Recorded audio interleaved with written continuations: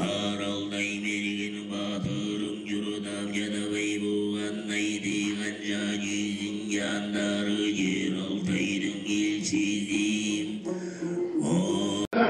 Açık aytkanda eldi el kılıp turgan, жүкті жүк кылып турган, адамды адам кылып турган булганын ыйманы жана мораль, этика деген нерсе. Ошол бизде Кыргызда деле кичинекей кезибизден баштап ата энелерибиз айтат, ушул адам бол, киши бол деп, бирок ошону жеткиликтүү түшүрбөйбүз. Киши бол деген эмне бол деген деп сурасаң, бак тигиш керек, юбилей болуш керек дейт. Бирок киши бол, адам бол деген эң негизгиси бул бирөөнүн жан дилин тепсе өтпө, ошого дагы өзүң сыяктуу мамиле кыл. Түз жүрүш керек, илгертиден бери келаткан үй бүлөнү сакта, үй бүлө кур, бала чакалуу бол, ыймандуу бол, уяттуу бол, башкага жамандык кылба деген сөз бул адамзаттын жашоосунун мыйзамы. Ошол жашаганда ошол адам дагы коом дагы сакталат деген. Бирок азыркы заманда эң талуу жери ошол биздин элдин ушул жерин бузганга аракет кылган сырттан дагы иштен дагы күчтөр бар. Ачык айтканда биз илгертиден келаткан каады салтты сактап, азыркы заманда ошого ыңгайлашып, жаңылап кете албай турган кез. Бүгүнкү жыйналыш, чогулуш менимче эң бир мындай башкаларга башка бир конференция, чогулуш, бир шоу иш-чарага караганда бир мааниси жогору иштесек болот. Ошол ар бир институттан, факультеттен биздин студенттерибизге бул кыргыз чогулууда бир сыйлык даярдап алып келиптир. Ал сыйлыгын тапшырабыз. Ошол студенттерибизди азыр жиберген атайын тандалып келген өкүлдөрүн дагы биз угуп көрөбүз. Анын алсында биз ушул атайын келген биздин конокторубузга, агайларыбызга сөз берсек, андан кийин ишти улантабыз. Мен өзім болсо милициянын полковниги, ГУРМД начальник управления болуп иштейм. Направлением именно детская преступность, борьба с торговлей людьми и общественная нравственность. Биякта кичине орусча айтып кетсек түшүнө болуш керек, баары. Бизде МВД боюнча одним из приоритетных направлений борьбы с преступностью является преступление против жизни, здоровья, свободы и достоинства личности, преступление против половой неприкосновенности и половой свободы личности. Также идет преступление против здоровья населения и общественной нравственности. На сегодняшний день у нас проституция, по оценкам специалистов, за последние десятилетия относится к числу наиболее динамично развивающей сферы деятельности. По различным данным милиции, ежедневно в городе Бишкек практикуется как минимум от 3 до 5 тысяч проституток. Это в сутки. Месячный оборот столичной проституции по разным оценкам экспертов составляет от 5 до 10 миллионов долларов в месяц. Проведенный анализ, еженедельно мы проводим анализ, ГУВД город Бишкек, только по городу Бишкек к нам обращается в среднем 2-3 факта о без вести пропавших девушек в возрасте от 14 до 25 лет. Годовой розыск по республике составляет от 700 до 1000 человек.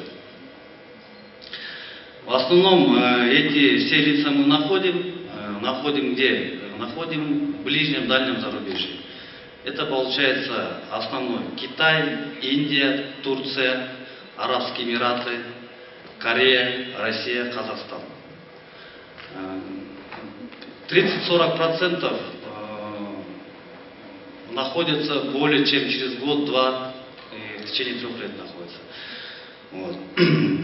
На сегодняшний день мы располагаем информацией, что именно из числа секс-работниц как раз таки вербуются наши граждане и выводятся в вышеуказанные республики.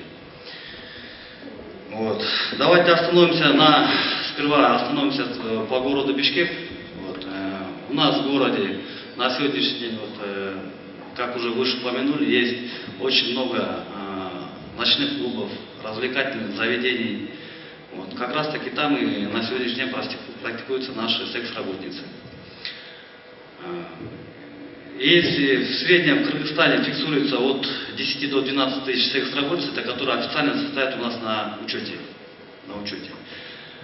Из них мы сделали анализ, почти 70% являются именно студенты высших учебных заведений. Şu janagı buzulgan kızlardan 70% stüdent kızlar. Alarında 70% oğul. Bular emne oldu? Erten yine ola turgan kızlar uşular. Uluttun gene fontun bu kız bala saktaydı. Balanın den soluğu, uluttun den soluğu geleceği bu enege baylaştı. Biz oylana turgan bir mezgil geldi okşaydı vatan. Biz özümüzü saktay turgan, bir-birimizni saktay turgan mezgilge geldi. Çınını aytış gerek buna Kırgız tariha el bolup düşkönü özünçe өлkө болгону 24 кылым өттү. Биздин заманга чейин 3-чү кылымдарда ошондой өзүнчө ордосу бар эл катарында Кытай тарыхына түшкөн. Андан ары балким 500 жыл мурун пайда болгондур, 600 жыл мурун, 200 менен бир болжолдоп 100 жыл мурун пайда болсун. Ошондо 24 кылым өттү Кыргыздын өзүнчө эл мамлекет түзүп келатканы. 24 кылымдын ичинде жүздөгөн элдер жок болуп кеткен. Жүздөгөн мамлекеттер чачылып кеткен. Тарыхта аты калып өзү жок, бирок Кыргыз өзү сактап келген. Ушул аттын кашказындай Кыргыз уй түгүндөй көп элдерге тең болуп келген. Аларды кээде башкарып бийлеп келген. Мына орто кылымда Низами деген Азербайжандын улуу акыны бар. Мына ошол улуу акын Искендер Наме деген поэмасы бар. Ошо поэмасында Кыргыз деген өлкө жөнүндө жазат. Бұл дүйнөдөгү ең бір адилеттүү өлкө. Бай кедейи билинбеген, бири-бирине зордук көрсөтпөгөн, аялдарын, кыздарын кадырлаган, улуттун салтына, каалдысына, наркына баш ийген, бардыгында жакшы жашаган, сулуу, ден соолугу мыкты эл деп даңазалайт ошо. Киргиз деген өлкө жөнүндө айтат. Кыргыздын аты ошол убактарда 10-чу кылымдарда өзүнчө держава курганда Кытай менен алыш бериш болуп каттап турган учурларда эң бир сонун белгилүү болгон. Тиги жактан Арабтын саякатчылары келген, Ирандын саякатчылары барган, тарыхчылары жазган. Ошол өлкө бүгүн эмне болуп атабыз эми? Ошондо улуу держава түзгөн эл бүгүн кичинекей алаканын отундай жердеги өлкөдө өзүнү башкара албай отурса, елі үстінті оғырлы болып атса, қыздар жақшынан бұзылып атса, балдар құл болып атса, қыздар күн болып атса, ертең емне боламыз? Шон үшін бері айта тұрған нәрсе, мына бұл жерде айтылып атады. Анын себептері емне дегенде, бірінші социалдық экономикалық абалуу жөнүндө, экинчи жумуссуздук. Анан эми ушунун бардыгы бүгүн акча идеологияга айлангандыгы үчүн болуп атат. Студенттер, мен bir тарыхыга кетейин. 11-ci кылымда Кыргызстанга Кытайдан бери саякатчы келет. Ушул жерде 15 жыл жашап, Кыргыздын каада салттын, үрп адатын, тилин үйрөнүп, анан кайра барганда бай император чакырат. Бул элди кантип жеңебиз дейт. Ошондо ал айтат, мен бир сапатын айтып кетейин дейт. Bir Кытай бар, bir Кыргыз менен согушса, Кытай жеңип алат дептир. Эгер 1000 Кытай бар, bir 10 Кыргыздын башы бириксе, билбейм дептир ким жеңет. Кокустан 100 000 Кытай бар, 10 000 Кыргыз бириксе, Кыргыз талкуулайт дептир. 100 000 Кытай, 10 000 Кыргыз талкуулайт дегенде 100 000 Кытай деп. Бул эмнеге десе, булардын коллективный дух, ыйман, абийир, такай үйгүлөм, балам, атам деген эркен булар.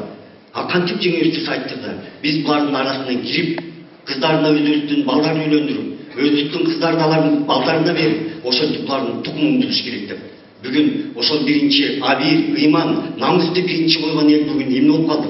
Азыр бир Кыргызстан бар турачы, абийирим барбы, ыйманым барбы деп. Ал канча сом болот, ал канча килограмм болот. Ошол абийир, ыйманды дагы килограмм, долларга айландырып жибергенбиз.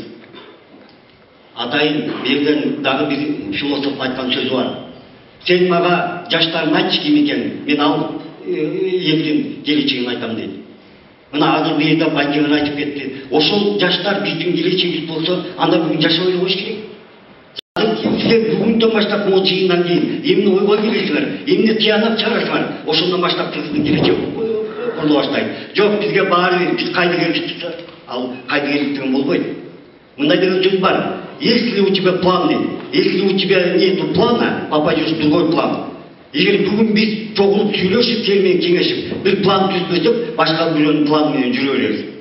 Азыр биз мисалы жаштар патриотбуз деп кимден сураса баарыбыз айтабыз, патриотбуз, ооба деп. Бирок бүгүнкү күндө жаштардын 80% армияга барбай эле. Ошол мен ойлойм, армияга барбагандан кийин баарыбыз эле мылтык атканды билбейбиз. Ошол үчүн бул мамлекеттеги ушул жердеги кызматкерлерге мен жаштардын атынан кайрылгым келет. Илгерки жана ден соолугу чың баардык талапка жооп берген жаштарды кайрадан армияга кааласа каалабаса дагы 2 жылдык же 1 жылдык армияга алып кетсе деген ойдомун.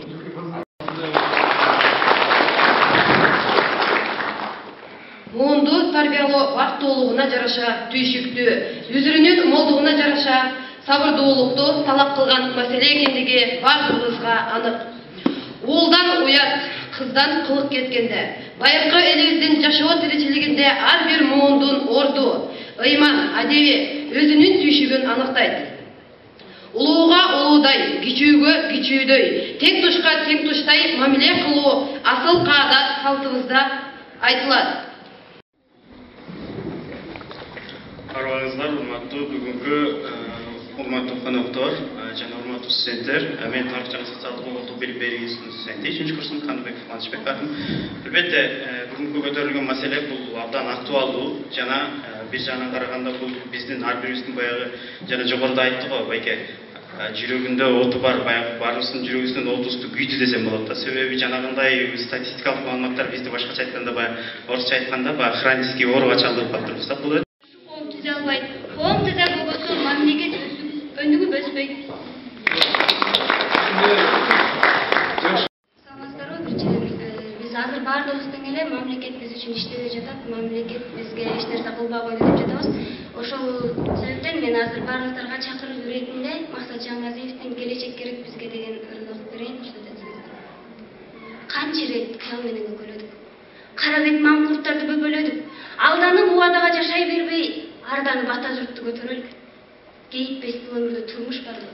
Кечирдик, чындык жетпес кылмыштарды, келжире даңкоолордон үмүт кылбай келгиле, биз оңдойлу Кыргызстанды. Жетчет баш ийген керексизге. Жетчет аш берген себепсизге. Жамандар алтын үчүн чуркай берсин. Жаштар эй, а келечек керек бизге. Жамалган жыртылган турмуш эмес.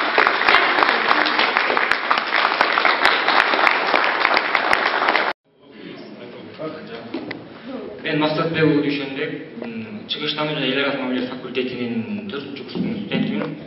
Мен өзүм оюм айтайын, жазган нерселер мындай да. Мен айта турганларымдын баарын айтып коюштум, бирок өзүмдүн оюмдагы жүрөгүмдөгү ойумду айтайын. Байыт Сырновочтун мындайы бар. Биз кыргыздар бөлүнүп атабыз, бөлүнүш жөнүндө эч ким айткан жок. Түндүкмүн деп белирбе, түштүкмүн деп көбүрбө. Улуум да кыргыз деп, улутум да кыргыз деп, жүрөлүчү бөлүнбөй дегендердин баарыңыздарга эске салып коюм келет. Ушундай бир жыйын болсо, ошол жерде бүт талашып, тартышып, канткенде өзүбүздүн ошо улуттук ар намысыбызга келип, канткенде биз ойгонобуз депчи. Ошол нерсе бүгүн ошол нерсени көздөгөнбүз, ошол нерсеге жеттик деп ойлойм. Мындан ары дагы ар кимибиздин ошо көңүлүбүздө ушундай изденүү болсо, ошол кантип оңолобуз деген изденүүнүн негизинде өзүбүздү өзүбүз оңдосок. Ошон үчүн айтат эмеспи, сен таза болсоң, мен таза болсом, коом таза болот деп. Өзүбүздүн кыздарыбызды ошентип көкөлөтпөйбүз. Тескерисинче басынтабыз. Ошондуктан эр жигиттер баарыңарды чакырам да, ынтымакка келип, ар бир кызыбызды көтөрүш керек. Булар биздин болочок энелерибиз. Булар биздин улутубуздун келечеги. Ошондуктан ар бирибиз милдеттүүбүз өзүбүздүн кыздарыбызды коргогонго. Ошондон кийин мен ойлоп калдым, бул жерде кыздардын баарын күнөөлөбөй бербеш керек, урматтуу жигиттер. Кыздар дагы бүгүн алданып атат. Кыздар муктаж болуп атат бүгүнкү кыргыз жигиттеринин ушундай коргоосуна. Ошондуктан келгиле түзүлөлү, биргели, 40 кыз болуп түзөлү, 40 чора болуп түзөлү, ар бир жогорку окуу жайларда түзөлү, коргойлу. Келечек биздики, мына жакшы жырларды окуп атасыңар. Келечек үчүн жан кадырмак күрөшөлү. Рахмат. Кыргыз эл үчүн, Акалбак кыргыз эл үчүн, Айкөл Манас эл үчүн, Айкөл Манас эл үчүн, Айаламдын борбору, Айаламдын борбору, Алатоо асыл жер үчүн, Алатоо асыл жер үчүн, тирүү болсок чогулуп, бир дөбөдө бололу, өлүү болсок жыйылып, чуңкурга тололу. Анты шертти бузганды. Апалары жаккан отурсун. Аталары аткан окурсун. Курууга кыргыз ордосун. Азабын жанын ардаган. Эзерки манас антурсун.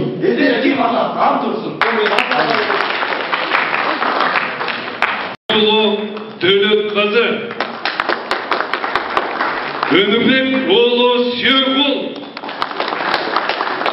Moğoldur oğlu Adilet, Murat oğlu Samat, Moğolov Temirbek, Şabuyev Alınbek, Aduşev Eldar, Kalandarov Bakredin, Sarımsakov Nurlan, Aytbekov Rızkeldi,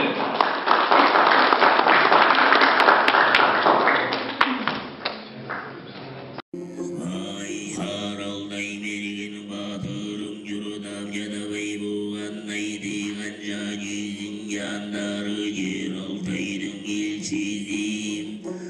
Oy oy oy. Uludum! Kırgız!